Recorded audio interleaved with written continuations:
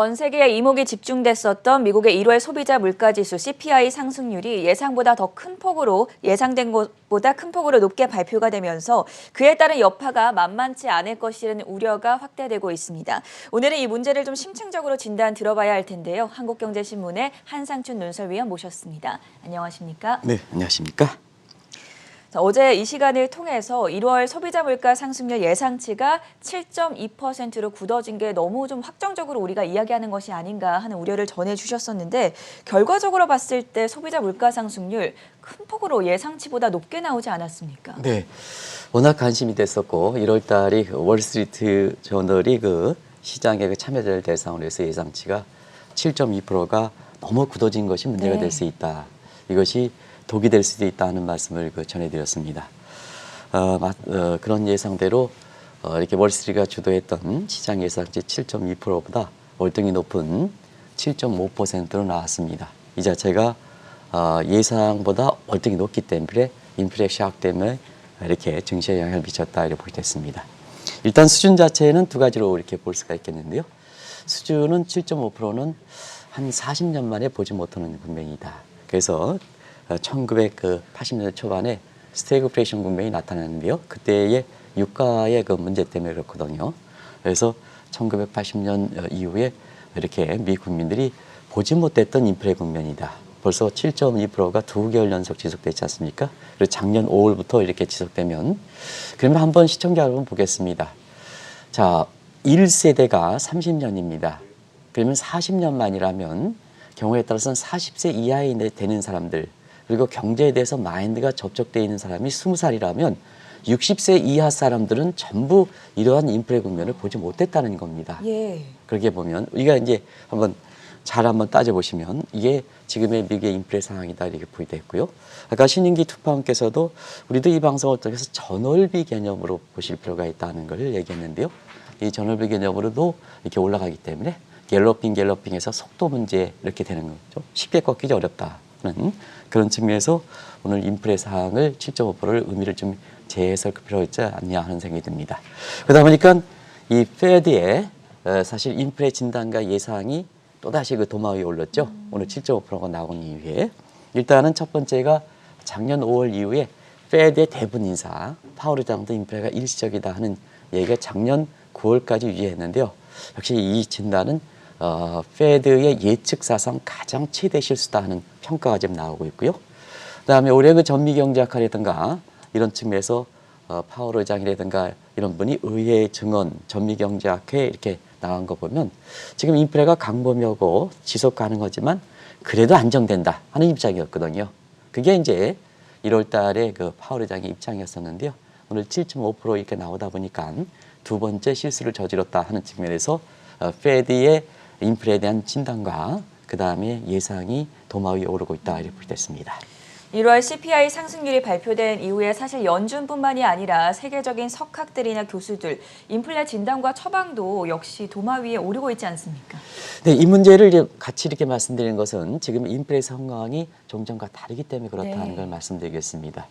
그런 과정에서 올해 초에 전미경제학회 한국경제TV를 통해서도 현지 나가 있는 글로벌 팀들이 발빠르게 전해드렸는데요. 그때 인플레 대논쟁이 있었죠. 그 논쟁을 한번 시청자분에 다시 보여드리겠습니다. 레이 서머스 교수, 페드의 작년 5월부터 인플레가 일시적이다 하는 진단 자체가 잘못되어 있다. 이건 작년부터 전해드렸던 내용이죠. 그래서 지속 가능하다. 그래서 서머스 교수가 그때 당시에는 굉장히 의기양양했습니다. 근데 이제 크루만 교수 같은 경우는 인플레가 일시적이다 하는 측면인데요. 이게 대학자의 어떻게 솔직한 모습이 아닌가 생각합니다. 본인이 잘못했으면 잘못됐다는 것을 솔직하게 얘기하는 시각, 전미경제학에서 인식이 아주 했었는데요. 우리 대선 후보와 관련해서도 상당히 시사점이 있지 않냐 생각합니다. 잘못했다. 근데도 안정된다는 입장이었거든요. 지금의 파월 견해와 비슷하죠.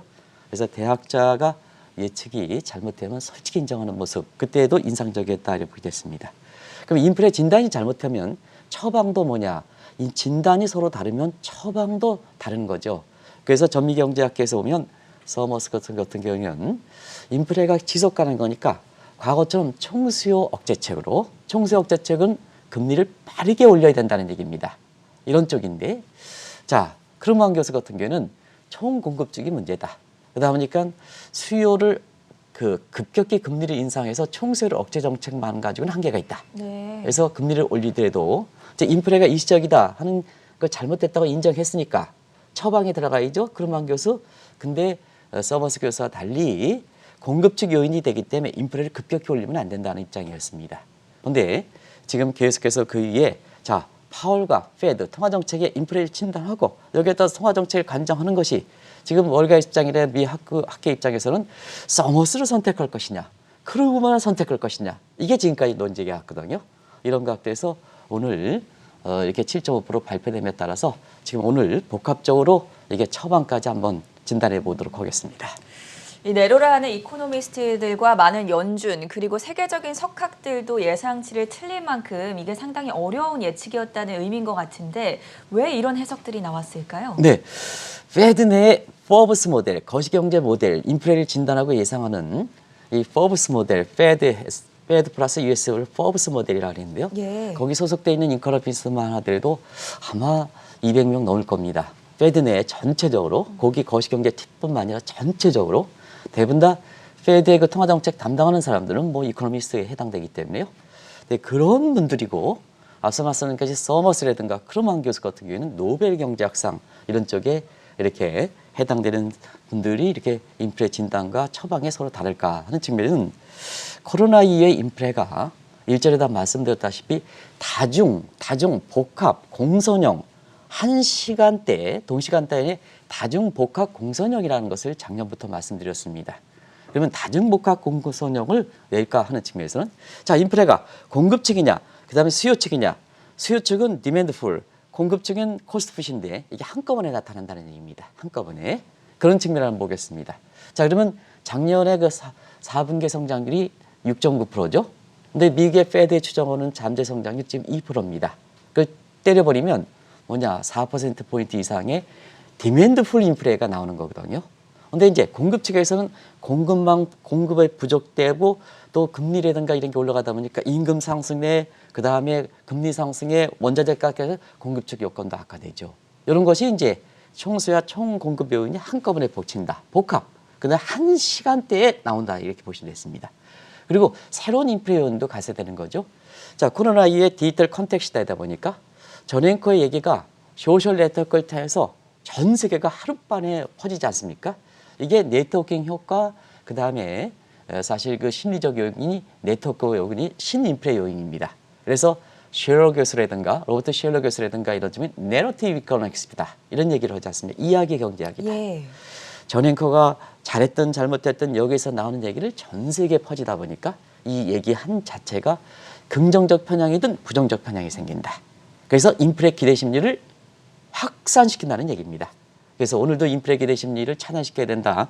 그 신인기 특파원께서 이제 얘기를 하셨습니다는 결과적으로 보면 자 과거 이런 상으로 인플레의 총수와 총급이 한꺼번에 나타나고 그 다음에 디지털 컨텍스트 시대의 새로운 인플레 요인의 심리적 효과, 네트워킹 효과, 인플레 기대 심리 복합되다 보니까 이 다중 복합 공선형 인플레다.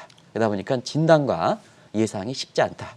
진단과 예상이 쉽지 않으면 페드의 통화정책뿐만 아니라 세계적 석학들도 처단해서 서로 다르게 나오는 거죠. 네. 그것이 오늘 사실 그 인플레 결과치고서 화두가 되고 있다 이렇게 말씀드리고요. 그리고 어제도 7.2%가 너무 굳어졌기 때문에 이게 월스트리트저널의 저주가 날 것이다. 그게 독이 될 것이다 하는 것을 미리 말씀드렸던 것도 바로 그런 측면이다 하는 것을 이렇게 시청자 여러분이 이해하시기 바랍니다. 어제 이 시간을 통해서 CPI 결과에 따라서 미국의 경기와 국채금리 그리고 3월 FOMC 회의가 어떻게 전망될 것인가 진단을 해드렸었는데 결과가 나온 만큼 다시 한번 점검할 필요가 있겠습니다. 먼저 미국 경기 어떻게 될 거라고 보십니까? 네, 어제 이제 7.2%를 전해서 세 가지 시나리오를 좀 말씀드렸지 않습니까? 경기 문제라든가 국채금리라든가 페드의 통화정책이라든가 그런 내용은 이제 7.5% 나왔기 때문에 사실 그것 쪽면에서 지금 나오는 미국의 새로운 경기 시각을 좀 말씀드리겠습니다. 어제 내용 시청자 여러분 잘 아시겠습니다는 1월 그 CPI 결과에 따라서 3대 시나리오가 된다. 7.2% 상회할 때는 스태그플레이션, 7.2%에 부합될 때는 지금 1월의 경기 지표들이 너무 안 좋기 때문에 슬로우플레이션, 그리고 7.2%도 낮게 나오면 골드락스 세 가지 가능성이 있다. 근데 이번에 그 인플레가 높게 나옴에 따라서 이제는 미국 경기에 악순환 경영, 비시어스 사이클이 나오지 않느냐 하는 것이 월가에 지금 나오고 있습니다. 그러면 비시어스 사이클이란 뭘까 하는 것을 지금 자막을 통해서 같이 한번 공부해 보도록 하겠습니다. 자, 미국의 이제 1월 물가가 7.5% 나왔습니다. 그러면 근로자의 실질 소득이 많이 떨어지겠죠, 시청자 여러분. 자, 미국의 임금 상승률은 보통 3%고 2%고 그다음에 전문직 같은 경우는 수요가 급증하는 상태에서 공급이 부족하니까 자, 임금이 굉장히 명목 임금이 올라갔거든요. 근데 인플레가 7.5% 됐습니다. 그러면 2% 대비한다면 실질 소득이 뭐냐? 이 명목 임금 상승률이 2% 올라갔다면 자, 물가가 7.5% 갔으니까 실질 소득은 거꾸로 5%포인트 떨어지게 되는 거죠. 네. 그리고 전문직 같은 경우는 임금을 많이 받습니다. 5%입니다. 근데 7.5% 나오면 2%포인트 실질 소득이 깎아지는 거죠. 그러면 자, 근로자 입장에서는 명목 임금이 증가했다 하더라도 실질 소득이 떨어지고 생활이 어려워지다 보니까 예. 기업들한테 뭐를 요구하겠습니까? 임금을 더 올려달라. 이렇게 되는 거죠.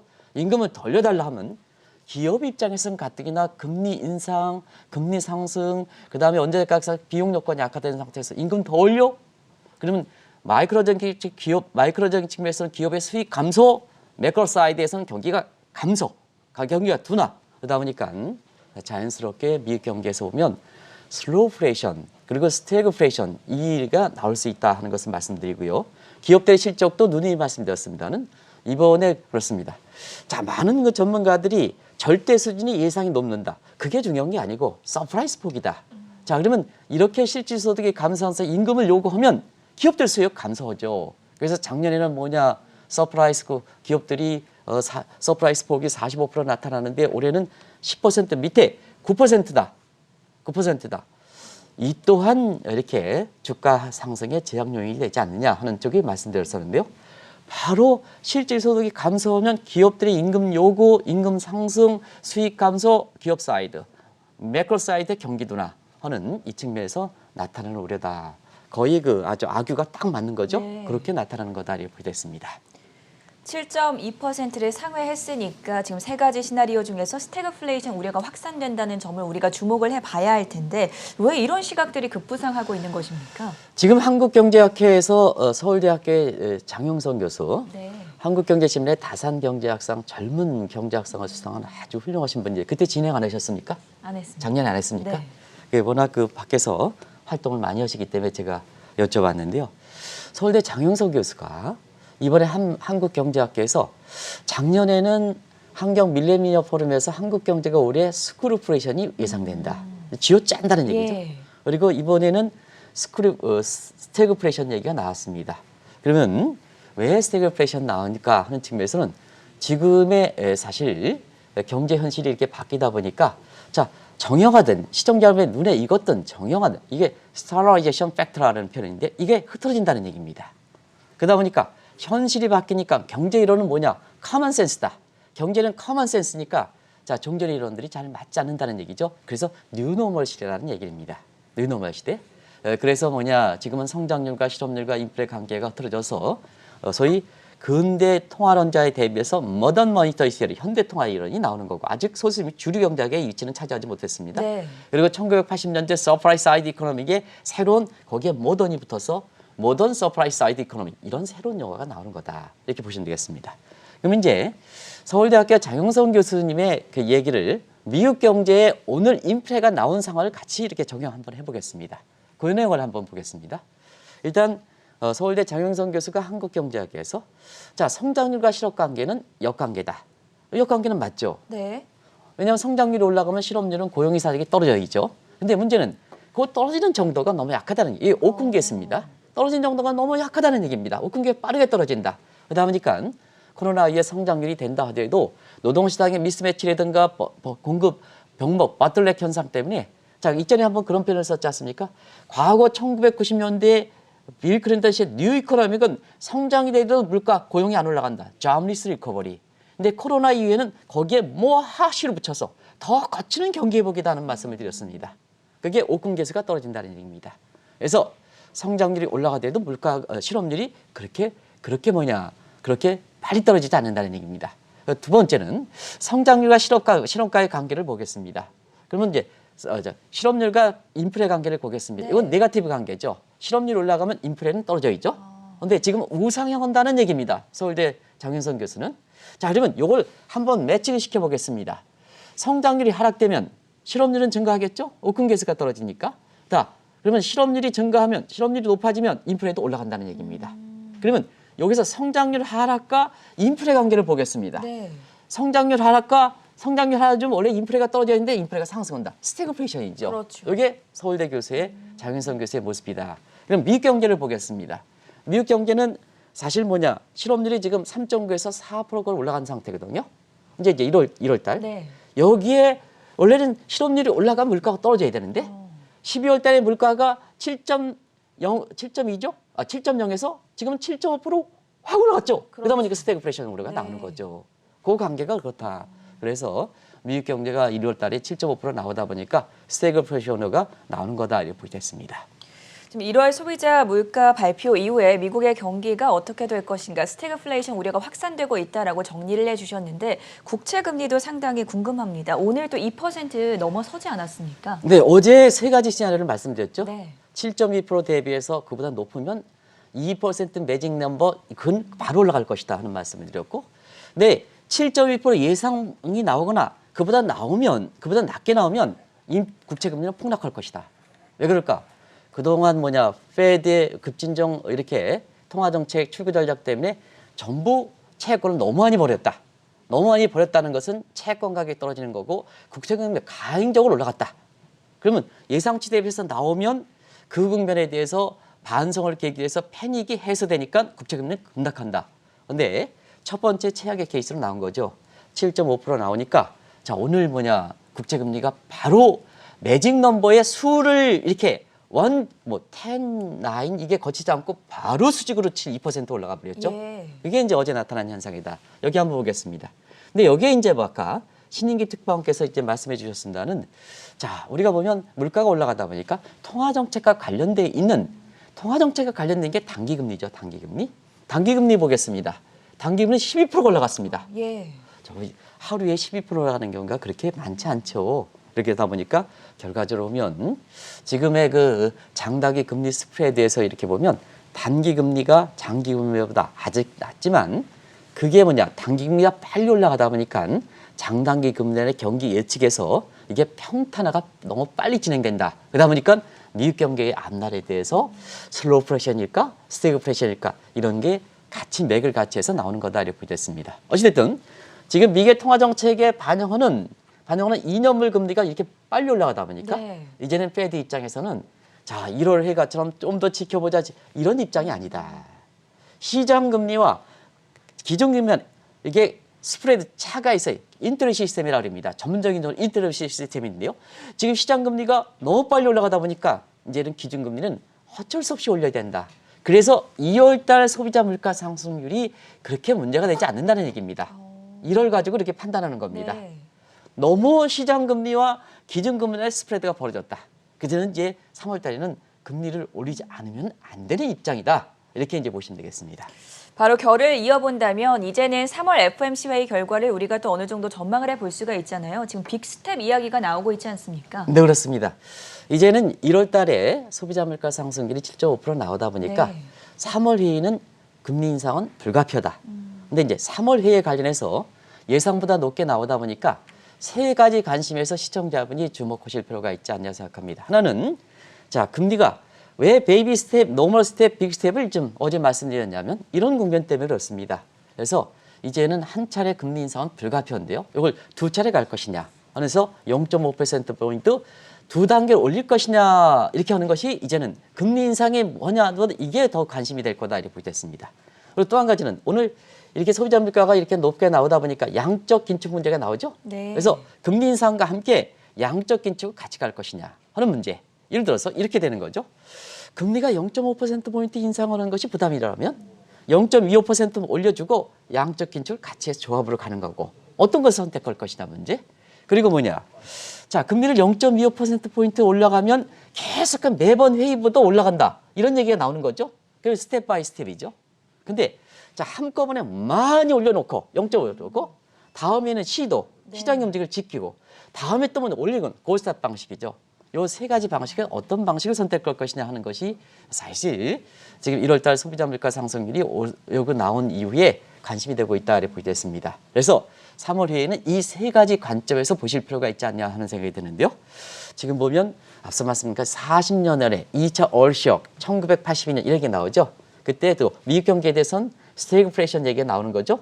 그러면 이때 관련해서 어떻게 처방을 할 것이냐 하는 측면에서는 서울대 장윤석 교수께서도 말씀을 하셨습니다는 폴 볼커의 방식을 좀 취해야 되지 않느냐. 그래서 인플레 안정 그리고 지금 급진적 출구 전략 우리도 이게 기대 심리니까 초반에는 확실하게 화끈하게 가져가야 된다. 우리도 한번 말씀드린 적이 있습니다. 기대 심리는 초반에 뭐냐. 그리고 옛날에 우리가 사실 그 채찍 효과라는 걸 말씀드렸습니다. 기억나십니까? 네. 물릭 이펙트다 해서 물릭 이펙트는 초반에 화끈하게 치는 것이 좋다 하는 말씀도 드렸습니다. 서울대 장윤성 교수님도 그런 청구를 말씀드렸고요. 그다음에 1980년대 초반에도 그때 경기가 떨어지는데 물가가 올라간다 했을 때 폴 볼커 당시 페드 입장에서는 화끈하게 금리를 올렸어요. 그래서 물가를 딱 차단시켜 놓고 경기가 뭐냐 부양하더라도 부양해야지 예. 부양해야지 사실 우리가 통화정책 전달 경로에서 보면 자 물가 부분이 해소가 돼야 금리가 보여야 된다. 금리가 보여야 자 금리를 변경하더라도 총수요 사이드가 일라스틱 민감도가 살아난다는 얘기입니다. 그래서 금리부터 잡아야 된다는 얘기입니다. 잡아야 된다. 그렇게 해서 뭐냐 바이든 대통령이 사실 인플레 파이터가 나서는 것도 네. 국민의 경제 고통이 증가하는 측면도 있지만 향후에 이제 재정 사이드가 통화정책 사이드가 막히니까 재정으로 가야죠. 네. 재정을 불려면 인플레부터 차단시켜야 결과적으로 보면 재정정책의 효과가 나타나는 거 아니겠습니까? 그런 측면이다 이렇게 보겠습니다.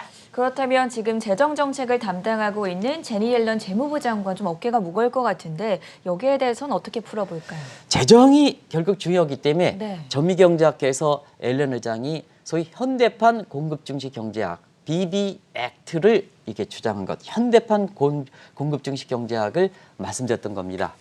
어렵습니까? 어렵다고 이렇게 이제 시청자분이 많이들 얘기하는데 이런 것이 계속 문제가 되기 때문에 그렇습니다. 초기에는 이제 새로운 것을 말씀드릴 때는 어렵다 이렇게 말씀드리는데요. 이런 것이 이렇게 대책으로 나오기 때문에 그렇습니다. 그러면 1980년대에는 자 그때 물가를 화끈하게 금리를 올려가지고 잡았는데 경기는 어떻게 될 것이냐.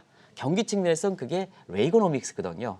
자 그때 세율을 인하한다. 세율을 인하하면 경제 효율이 고취되지 않느냐. 경제 효율이 고취되면 경제가 성장이 된다. 경제 성장이 되면 물가를 잡혀진다. 그다음에 뭐냐. 결국 재정 수입이 증가한다. 재정 적자 줄인다. 그러면 지금은 바이든 형은 BBB 액트를 한다. 성장 기반 확충된다. 성장 기반 확충되면 성장률 떨어지는 거 완화할 수 있고 물가도 안정될 수 있다. 공급 측이 늘어나기 때문에 그런 측면이거든요.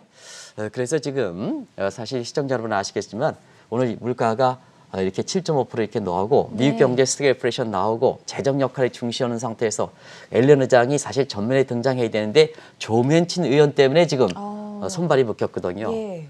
오늘 월가에서 이 7.5% 나오고 미국 경제 스태그플레이션 증시 하락하고 있다면 저 조 맨친 의원에 대해서 조 맨친 의원은 당신은 누군 사람이냐? 미국 경기를 이어는 사람이냐? 자기 자신의 인기만을 이어는 사람이냐 하는 측면에서 지금 조 맨친 의원의 책임론이 불거지는 것 같습니다. 조 맨친 의원의 책임론이 불거지는 것 같습니다. 그래서 당신 그 발목 잡지 말고 BB 액트를 빨리 통과시켜라. 지금 이런 측면이거든요. 그러면 이제 앨런 의장이 전면에 등장하면서 그렇다 하는 걸 말씀드리겠습니다. 또 한 가지 관심은 예. 물가가 이렇게 7.5% 나오니까 증시를 떠나야 되느냐. 첫 번째, 지금은 경기라든가 그다음에 경기라든가 기업들 실적이라든가 통화정책에서 교체이기 때문에 지금 주가가 쪼가 올라가면 저가 매수하세요. 주가가 조금 떨어지면 폭락합니다. 이런 것에서 좀 지켜보시는 것이 중요하다는 말씀을 드렸었는데요. 그런 측면이 이렇게 바람직한 자세다는 말씀을 드리고요. 또 한 가지는 뭐냐? 또 한 가지는 증시를 떠나야 되느냐? 자, 그럼 물가가 올라가면 현금을 너무 많이 갖고 있으면 구매력이 떨어지겠죠. 예. 그다음에 물가가 이렇게 많이 올라가면 국채금리가 이렇게 올라가니까 채권가격이 떨어져서 채권 보유형 상품들이 더 떨어지겠죠. 그다음에 금리가 이렇게 많이 올라가면 뭐냐? 미국 같은 경우는 주택담보금리가 워낙 올랐기 때문에 가계부채가 와서 집값이 떨어지죠. 그래서 증시는 어렵더라도 그냥 there is no alternative. 그래서 주식시장이 그래도 괜찮다 하는 것을 말씀을 드리는 겁니다. 네. 그런 측면에서 이렇게 이번에 그 7.5% 높게 남에 따라서 주식 투자가 입장에서는 그런 쪽으로 이렇게 전략을 삼으면 되지 않냐 하는 생각이 듭니다. 네, 7.5% 충격적인 상승률을 보여줬던 미국의 1월 소비자 물가지수가 미국의 경기와 국채금리 그리고 FOMC에 어떤 영향을 미칠지 마지막으로 티나라는 격언과 함께 증시 전략까지 세워봤습니다. 지금까지 도움 말씀의 한국경제신문 한상춘 논설위원이었습니다. 고맙습니다. 네, 고맙습니다.